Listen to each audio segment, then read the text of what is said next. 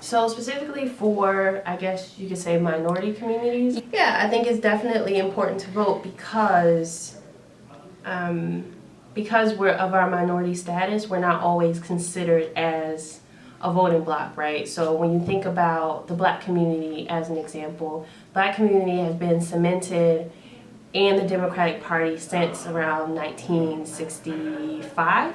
That was the Goldwater election. So that was when the Republican Party took a stance that it was anti, not affirmative action, it was anti, the bills that were for equal rights and stuff like that. So the 1964 amendment, those things like that. So the Barry Goldwater's campaign and the Republican Party stance was very anti-equal rights for blacks.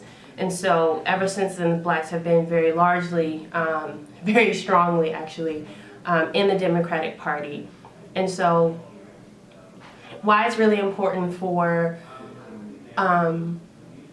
new voters and minority voters to be critical is that you need to know who you're voting for, and you need to vote because representation matters, right? Because parties respond to what voters want. So when you look at the 2012 and 2008 election, black voters proved that they are a strong voting bloc.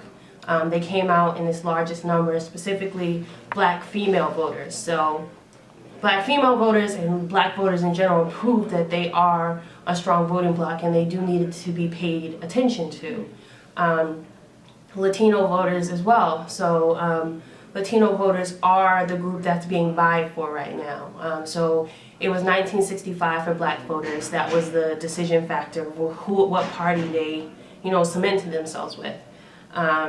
Latino voters, their time is right now. Like, which party do they want to, side with? I guess you can say when you have the way that we think about it in political science is that you have people who are strong partisans, right?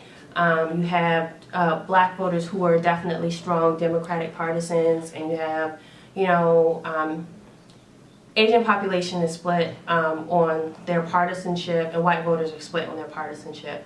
But Latino voters, their partisanship is still up in the air, especially with new Latino voters becoming citizens and, the growth of the population in this country. Their decision of where they go could be the deciding factor in the election. So both parties are vying for their attention. We already know where black voters stand. So the question is, where do Latino voters stand? And so with that being said, both parties are trying to get the Latino vote because they can go either way.